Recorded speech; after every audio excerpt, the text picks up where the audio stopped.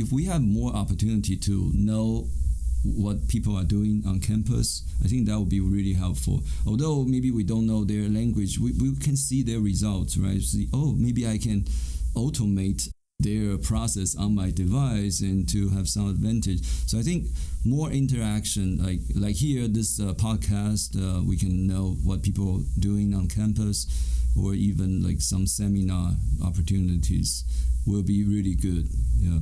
And then we can start to use different language to to know each other. Yeah.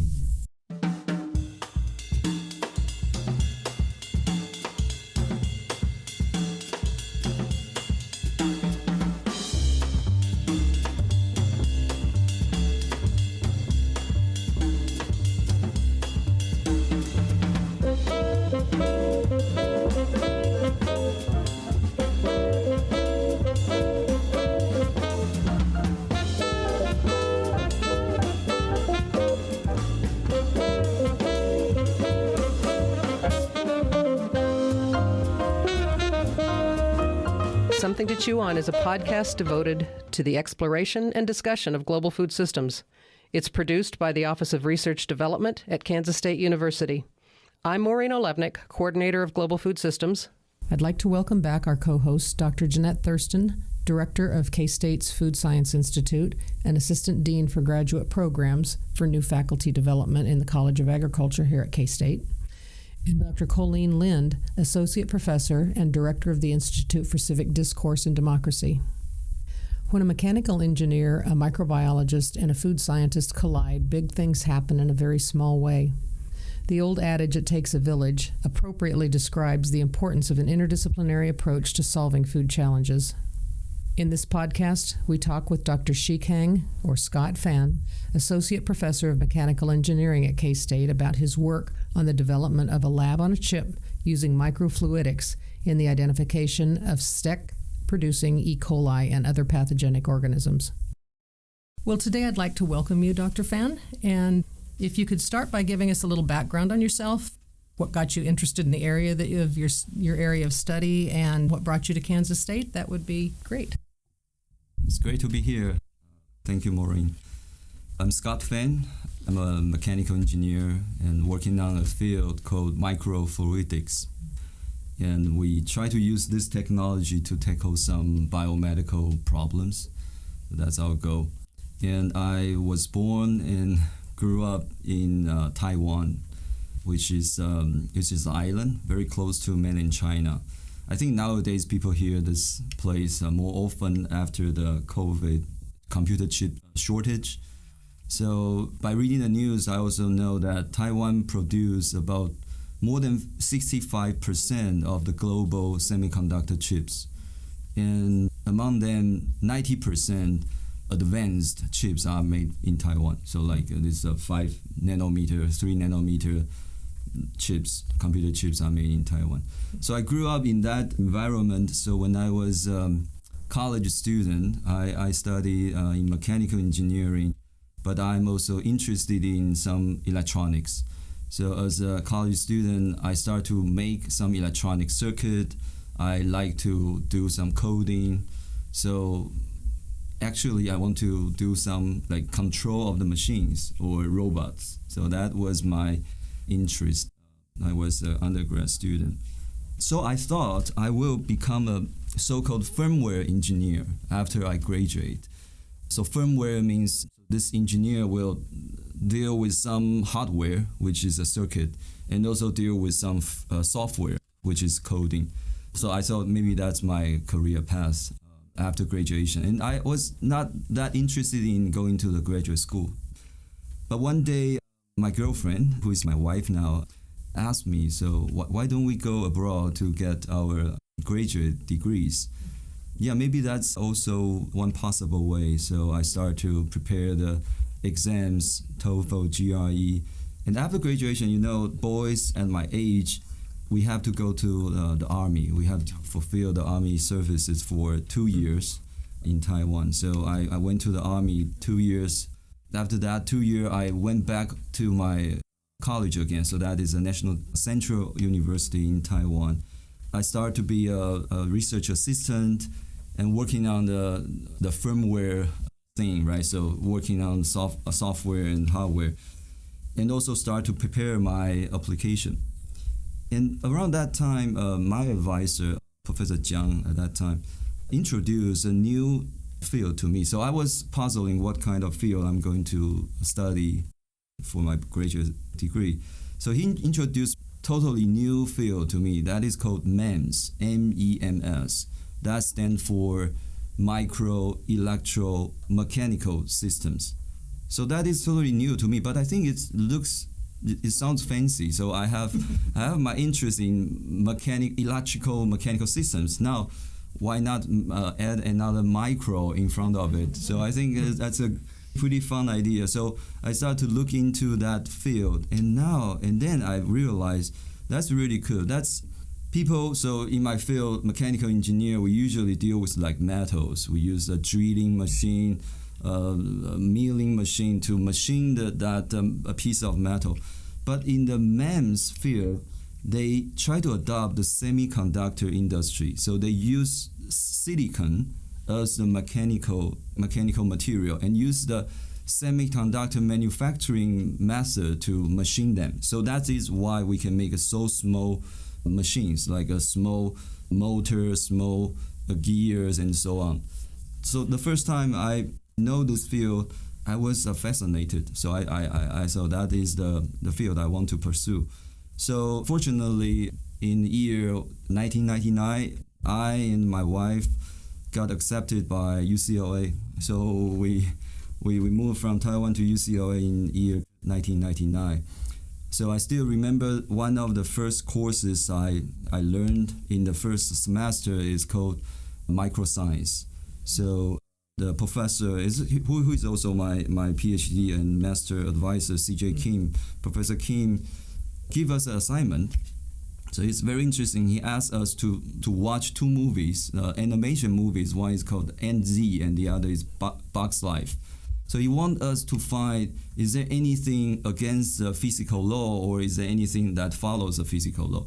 So what he wants us to find is that in the scale of an ant, so you can think about the ant probably experience something different than us. In that scale, maybe he cannot swim, maybe he cannot do many things, but we can. So that is a very inspiring homework. So I start to think about what is the difference in the micro scale and our macro scale. So one thing very apparent is also happening in our daily life. When we see an ant falling from the table to the ground, we know we never see an ant will splash and die on the ground, right? It will just keep walking, because the gravity force on that scale doesn't really matter. But if we magnify that to the human size, it is like hundreds of feet falling from there. So we will never survive if we have that drop. However, if you see an ant, if it is trapped by a drop of water, it will face some significant problem. Probably it can never get out of from that drop. That also happened in that animation movie. So that is one of my answer. So that is something really interesting. So and then I found, so the gravity force is not significant, but the surface tension is another thing quite important that probably can be a disadvantage, or we can take advantage of using that force. So to make it short, my PhD study, we take advantage of the surface tension. So we use phenomena called electrowetting. So we use the electrical way to change the wettability. So this kind of changing the surface tension. By changing the wettability, we are able to move, or we can change the droplet from hydrophobic, from a non-wetting surface to be wetting. So we can change non-wetting and wetting by applying electric field. So that if we have some MEMS, that's micro-electromechanical system manufacturing using the semiconductor ways, we can generate a lot of tiny electrodes. Now we can drive this droplet freely around the ray of electron. So that was my PhD work. So electrowetting was one of the phenomena I really like. I still work on that related field until now. So after that, so I graduated in 2003, and I moved back to Taiwan, my home country, right away. So from 2004, I started to work as an assistant professor in National Jiao Tong University. That is actually located in the Silicon Valley in Taiwan. So that is in the Hsinchu area. That is where we produce most of the computer chips. So I have the opportunity to contact with many semiconductor people and also biology people. So that is the time I started to work on microfluidics, but also interested in the semiconductor or biological problems. Until I think year 2012, I moved from Jiao Tong University to National Taiwan University. Yeah, so I actually, before I moved to the K-State, I worked in Taiwan for 15 and a half years. I actually didn't think I will change a job, so I probably would retire there in National Taiwan University. But the life just give you some different opportunities. So the short story is that in year 2017, I got the sabbatical leave year. I have a gap year, and I spent a year in Georgia Tech with my whole family. So I have 3 kids. At that time, the kids are at the age of 15, 13, and 11. So 3 of them, and my wife. So we stayed in Atlanta, and original plan was 1 year, right? Definitely. But after that 1 year, they are thinking of staying in the U.S. There are many reasons. I think one thing is I also think it is good for my kids to stay, because when they are back in Taiwan, you probably know the education is a high pressure. So I don't have too much time to be alone with my kids. So every day probably I drive them out before 7 a.m. and the next time I see them will be like after 10 p.m. So I pick them up. And we don't have too much conversation. So I think that was not a very good time for the family. But when we stay in Atlanta that year, we have so many things we can do in the whole family. So I think that's good. Okay, so I say, okay, you stay, and I will start to travel back and forth between Taiwan and Atlanta. So after several months, I think it's probably I cannot do that for my whole life. And my kids are growing up pretty fast. They will leave home, so I have to seize the last maybe 5 years to be alone with to be with them. So I started to apply jobs in the States. So believe it or not, the reason I come to the K-State is actually I made a dream. So I'm not going to go to too much about that, but one night I dreamed 3 words. That is Kansas State University. That is in my dream. I wake up, I check my list. Oh, I didn't apply that school. So I go to the website. Oh, there's opening. So I just go. There are ups and downs. So I got rejected more than one time from our department, but finally I got the position. So that is an amazing journey for me and for my whole family. So that is why I'm here today. Wow. I am really wanting to follow up on this story and your journey to be here, but I want to know a little bit more about microfluidics and how they work. I see that you have a prop in front of you, which we can't share in a podcast, but maybe if you could talk through what you have here and describe it for the audience, it might help us explain to them through our words how these work. Okay. Microfluidics. So from the name, we are dealing with some minute amount of liquid, right? A small volume. So let me give you an example. So if we think about droplets, let me start with droplets. If we are talking about a droplet with the volume of 1 microliter or even smaller, 0.1 microliter, so there are a lot of units here. If we use 0.1 microliter, that is the typical volume we use on the cartridge I will share later. in our research. If we compare that with some conventional benchtop work, we probably use some beakers. So the beaker maybe hold 250 milliliter. So if you convert that, that is about 2.5 million times difference in volume. So 2.5 million times is a lot. So the one analogy is that, so an Olympic swim pool holds around 2.5 million liter. So if you compare a swimming pool to a bottle of red wine is about 1 liter. That is about the ratio of 2.5 million times. So we actually, on our device, you can think about we shrink the conventional beakers like 2.5 million times smaller and put it on a chip. So that is how significant the ratio is. And as I said, because we are dealing with different scale, so now on that small scale, probably we need to look at different physics and using surface tension to drive it. So microfluidics, when people first hear about microfluidics, most of the microfluidics use the MEMS technology or the semiconductor technology to manufacture tiny channels on a chip. That 99% of the chips having a very small tiny channel. So the channel is around the size of our hair. So our hair, the diameter of our hair is about 100 micrometer. So that is about the size people usually use in the microfluidics. So they use a semiconductor way to carve the channels and then to bond them. And after that, actually, we still need to provide some driving force. So the driving force can be many things, like centrifuge, like gravity force. So like a centrifugation, we use a gravity force. But as I said, gravitational force is not very efficient. So people also use like pressure. So pressure is what we do, right? In the water pipe, we usually pressurize one end, we'll pump the liquid. That is another force.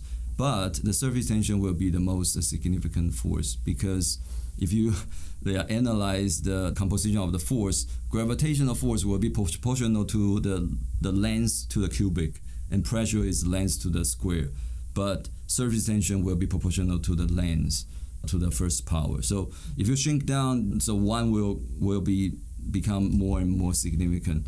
So that is why in my research, I don't use any channels. I just use electro arrays.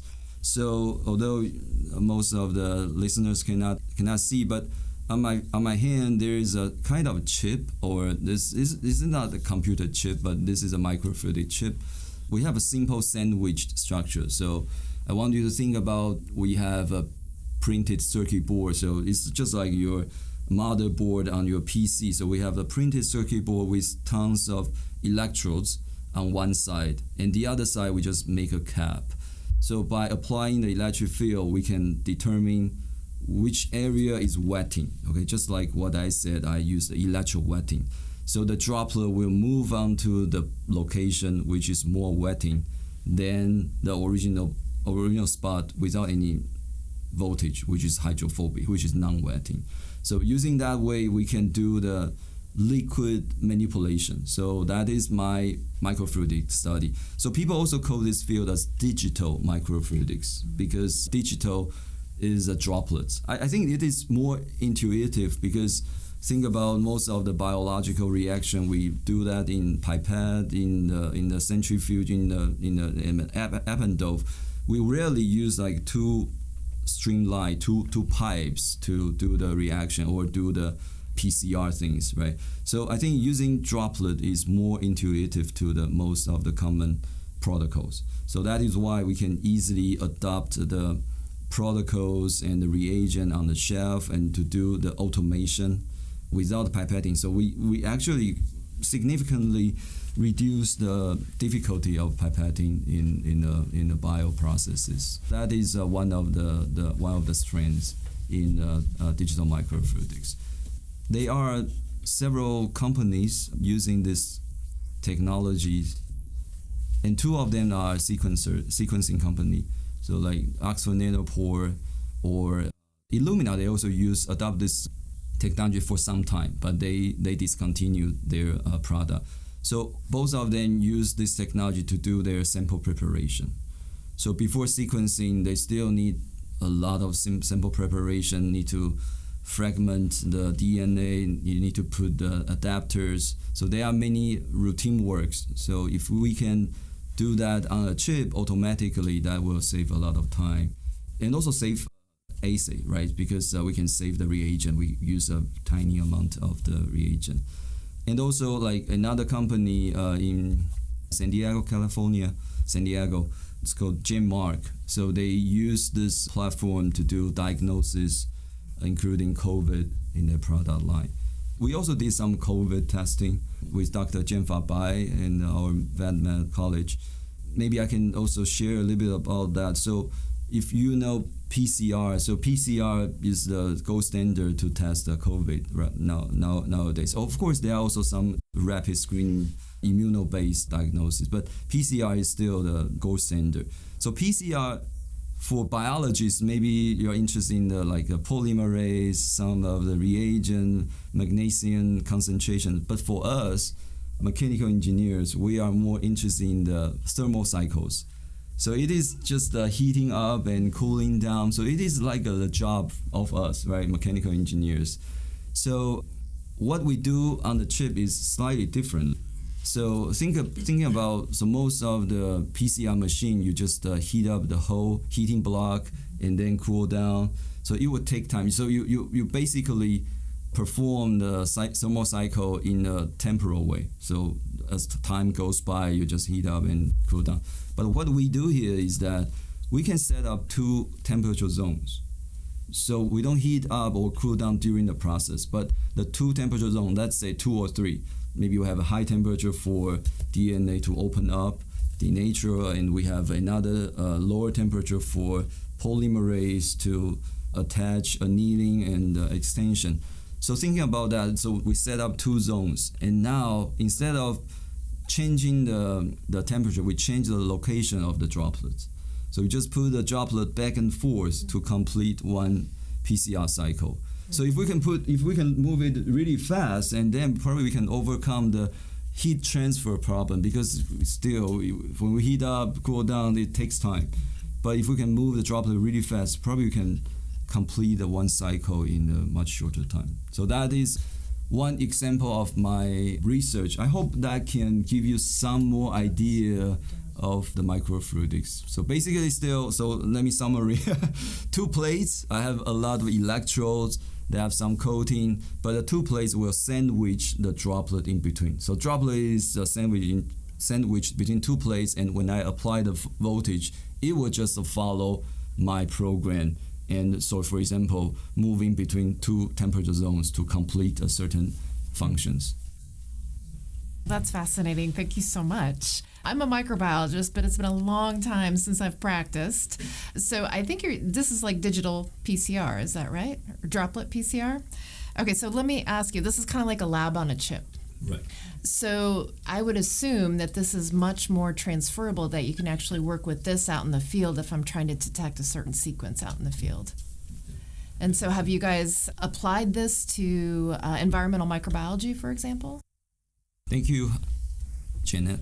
So as you can see, but the listeners don't see. But the cartridge is not very big. So what I showed on my hand is about 4 by 6 centimeters. So it's about 1 or 2 inches wide and long. So it can be smaller, can be bigger, depending on how complicated my application is. So because it is driven by electrical signals, so comparing to the hair wide channels, as I just mentioned, after they make these micro channels, they need to supply the pressure externally. So although the chip can be small, but the pressure source can be big. So this makes it more difficult to make it like a bedside or on-field application. But for us, because we supply the electric field right below the droplet, so we just need an electric signal. So electric circuit can be made very, very small. So not only this chip, we also come up with a machine or a system which is about like a half of a shoebox size. So we can reduce it to be even smaller. So that will be beneficial for some on-site application or near bed application. So our goal definitely will be making this in different scenario, like home use or in the food safety industry, maybe for the breeding farm, for the manufacturer of the food processing, or even to the end users. So I hope we can come up with an easy operated system, not only the chip, so that the user can very easily use and can get the result rapidly and accurately. So on-site application definitely will be one of our goal. Jeanette, I love your label, lab on a chip. That's very helpful. And Scott, you mentioned food safety. I've been thinking about applications and wondering what kinds of tests, food safety or otherwise, might be relevant to global food system research. That's a very good question, Colleen. So lab on a chip, right, or people sometimes call micro TAS, that means micro total analysis systems, lab on chip, or even like digital PCR that Jeanette just mentioned, are all actually mixed in our current GFS grant. So we are trying to targeting an E. coli, that is a Shih-Kang toxin producing E. coli as STEC by using our platform. So the current situation is that people, of course, this pathogen can be a contaminant source in beef, in ground beef mostly, and it can also be found sometimes in milk, in some vegetables.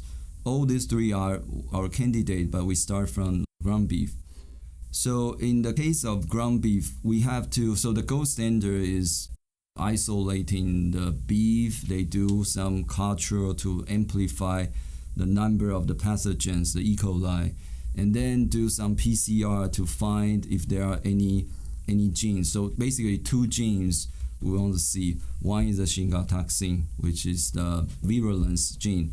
The other is this virulence gene should be carried by certain serotype of the E. coli. So like 0157 is the most notorious one. So once we do, so think about that, we have a bulk of solutions, have this concentrated E. coli, and we do the PCR.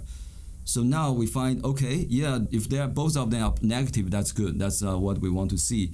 But if both of them are, or either one is positive, it's also fine. So that means we have the Shih-Kang toxin, but it is not carried by like 0157. It's also not that bad.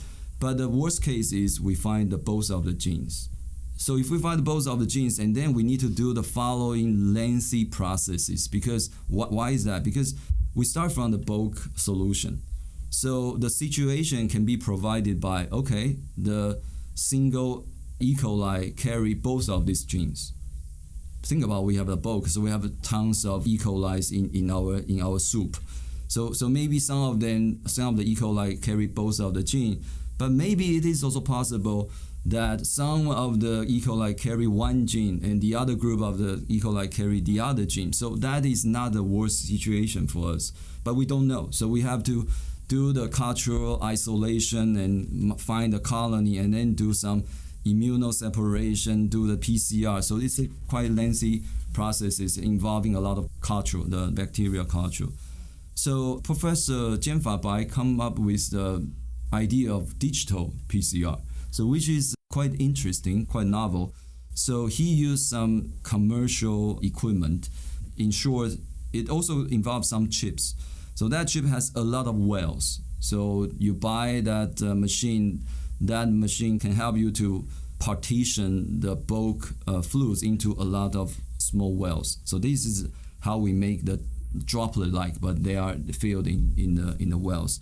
So ideally, each well will have at most 1 bacteria. So no more than 1.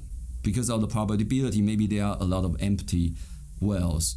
But if we have no more than 1, and then with this scenario, when we run the PCR, if we see the 2 signals from the well, then we are pretty sure that bacteria carries both of the gene, and this is most dangerous. So that is what Dr. Bai have demonstrated using a commercial device. But still, there are some problems. So the commercial device is pretty big. So you have one machine to do the partition, the other machine to do the PCR, maybe another machine to do the readout. And also the well size is relatively big. So you need to consume a lot of reagent. You have to dilute several times. So the dilution also reduces the sensitivity of the assay. So we come up with some different idea that using the electrowetting platform I just mentioned to dispense a lot of small droplets, and so that we can solve the problem of using multiple machines. So using multiple machines, maybe there will be some sample transfer loss or something like that.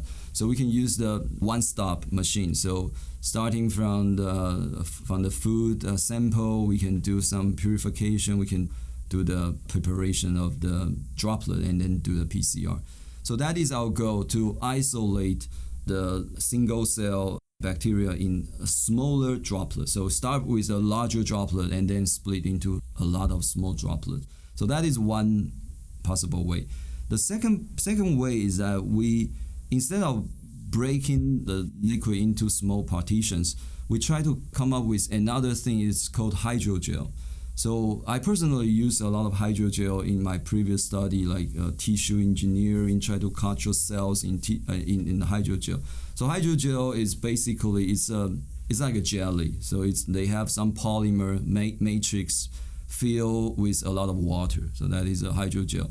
So people use that in many analyses, right? Like electrophoresis, SDS page. So hydrogel is widely used in bio or medical applications. So in this case, we try to, instead of breaking the bulk solution into a lot of tiny droplets, we try to make them cross-link in the hydrogel, in the continuous whole piece of the hydrogel. So the hydrogel will do the isolation jobs between the cells. So think about that. Instead of using a liquid, now the cell is encapsulated in the hydrogel. So they are not that freely flowed. So when I lyse the cell, I do the PCR. I want the PCR, the amplification occur just locally. So later on, I can see from the different spot, if the spot have the two genes, I know, okay, that E. coli carried two genes, instead of breaking that into small droplets. So this hydrogel in this study will be provided by Dr. Susan Sun in the Green Science Department. So we will work together. So this is quite interdisciplinary research. We have microbiologists, we have maybe material scientists, polymer scientists, hydrogel, and for me, I'm an engineer. My question is more along the practical lines, seeing how adjustable this type of technology is in the food industry and production areas. If you're in the meat side, E. coli is probably the big problem. If you're on the side of FDA regulated products, cereals based or plant based and that type of thing, a lot of times it's salmonella that's a problem. Is it easy to transfer this between different types of organisms without a lot of fanfare and work? Right. So for us, thinking about, we are providing a platform for temperature control, location of the liquid control, or even sometimes the liquid manipulation. To us, I think it's very general, to be frank. So we can change the different reagent by changing a different master mix, changing the different primer probe. We can analyze different analyte. We just finished proposal to a USDA, NIFA. So in that proposal, we actually take one example that is called, I think, a gene up quant salmonella. So the company bioMérieux, they just got a contract from USDA. So they will use this gene up quant to quantify the salmonella in poultry.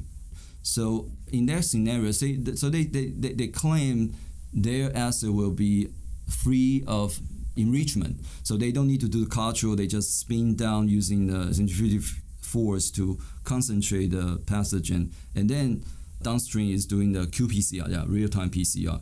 But for us, I think if we just use the same technology, we just replace the food from the beef to chicken, and changing the reagent, we can use the same way to analyze Salmonella.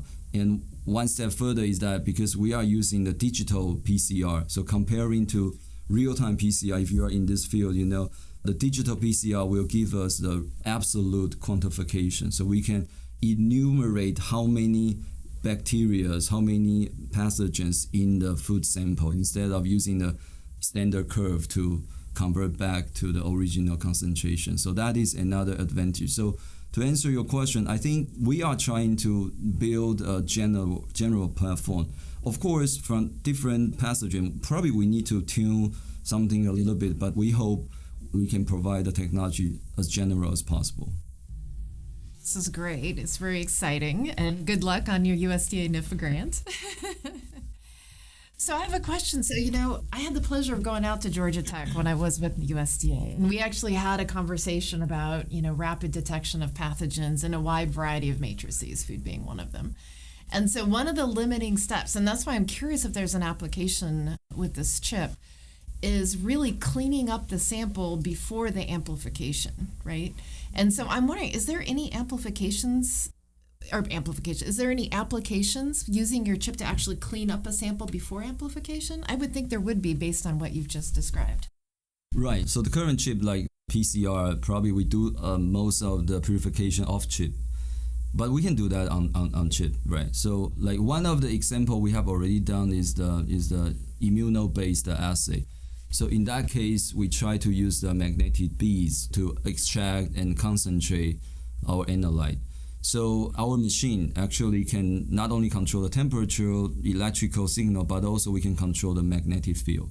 So we can use a small magnet to concentrate all the magnetic beads and do the washing to purify the sample. So we can also do that for the genomic studies. So we can use the bead to capture most of the DNA or RNA and then purify, and then we do the RT, do the following amplification. I think that is very possible. Yeah.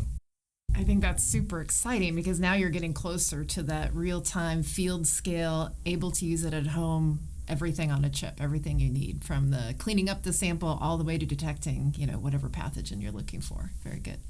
And currently we are, because I didn't have time to describe how we can starting from like a 1 microliter or 0.1 microliter and split that into tiny droplet. But the tiny droplet is only like 1 picoliter. It's very small. So we are also, as I said, we can encapsulate one like E. coli cells in the droplet for PCR. But we are also interested in different things like single cell analysis, single cell sequencing, transcriptome analysis. So all these things are on our list. So we also try to explore that part in the future. Scott, moving away from your research specifically, you referenced in an earlier comment the highly interdisciplinary nature of these global food system projects that you're working on. But it struck me as I read your materials that as a mechanical engineer who's working with, it sounds like for much of your career, you've been working with biomedical kind of testing and application opportunities. You've always been interdisciplinary in your work, or at least since you've been at Kansas State, no? I'm wondering if you have any insights to share about how to do that well, the advantages or disadvantages of that, just some insights on the challenges and opportunities of interdisciplinary work, please. I think for me, it's just natural because I like to know to enrich our health, human life. So that is, I like to do that field, but it is difficult, to be frank. So like the single cell study, I have to read, spend so much time, only understand a little bit. So I have to communicate with a colleague in different field, and many times we don't know each other at all, right? So it will need more time. But if there is anything that come up, I think that's really exciting. That really excites me. So to be frank, I think that's natural to me. I like to explore that field. I feel the excitement by doing that. And of course, there are some discouragement, and also sometimes you have to encourage your student also, because they also having the similar background as you, like my student. So I'm very fortunate that I have two members in my lab right now. So Alan Ho was my former master student at the National Taiwan University. So his background is also mechanical engineering, and my postdoc fellow was a my co-advisee coming from Xi'an Jiao Tong University, China. So both of them having a different background, engineering background, they also have to learn. So we have every week we have journal club. We try to understand why they use this reagent. What is that? What is the transposase? Why they use that for the preparation of the sequencing? So it's fun, but it takes longer time. Yeah. So I think as long as you are interested, spend your time. I think you will get much reward. That was a great question. Thank you for bringing it up. I'd like to delve into that a little bit more. In talking with people from different areas on this campus, I've learned over time that one of the biggest challenges is language. And it's not Chinese versus English. It is mechanical engineering versus microbiology. The languages are just different. Are there any other major roadblocks that are in your way, or in the way of faculty members on campus in getting this interdisciplinary approach in place? Obviously, language, understanding a little bit about the other areas is a challenge. Are there other major roadblocks that are challenging you as well? Yes, I think language is a major thing. So we try to understand each other, try to understand their language. There's a learning curve. But I think the opportunities to see others' research will be another thing, because after I joined K-State, the COVID started, so I didn't have a chance to interact with my colleagues. But still, I'm fortunate to have some interaction with people, especially from VetMed College, like Dr. Mark Weiss. We actually have a journal club together. So I think if we have more opportunity to know what people are doing on campus, I think that would be really helpful. Although maybe we don't know their language, we can see their results, right? See, maybe I can automate their process on my device and to have some advantage. So I think more interaction, like here, this podcast, we can know what people are doing on campus, or even like some seminar opportunities will be really good. Yeah. And then we can start to talk, start to use different language to to know each other. Yeah.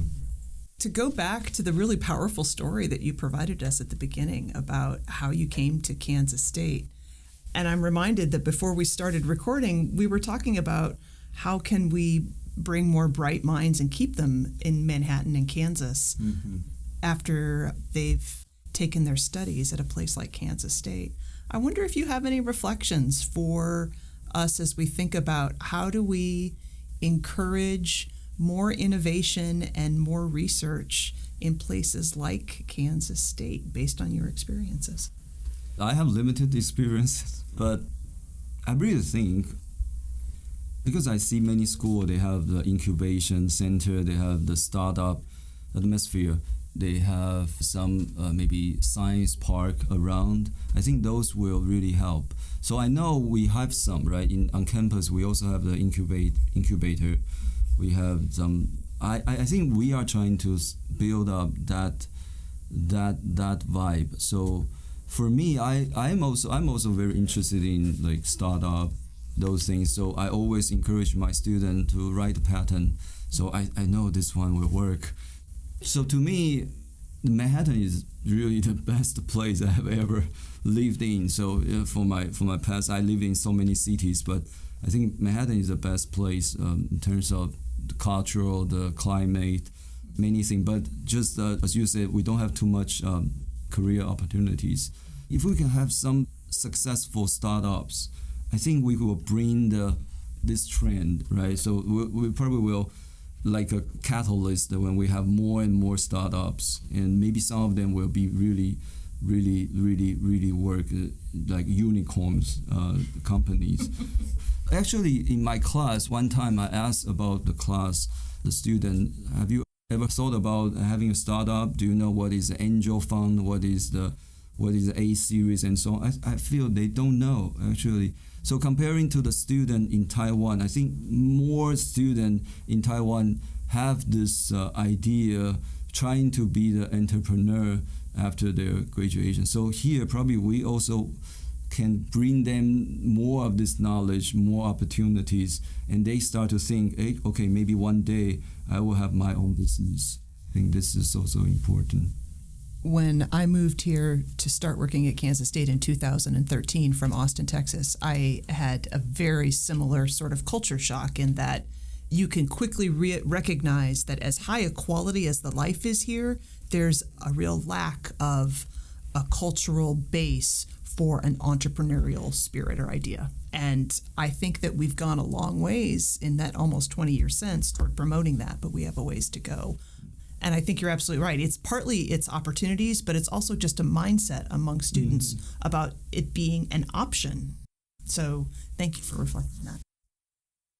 I want to thank you so much. Do you have any questions before we close out? Any questions for us or anything you'd like to add? Oh, I don't have. Thank you, Maureen. If you have any questions or comments you would like to share, check out our website at ksu.edu/research/global food and drop us an email. Our music was adapted from Wayne Gowen's album, Chronicles of Carmela. Special thanks to him for providing that to us. Something to Chew On is produced by the Office of Research Development at Kansas State University.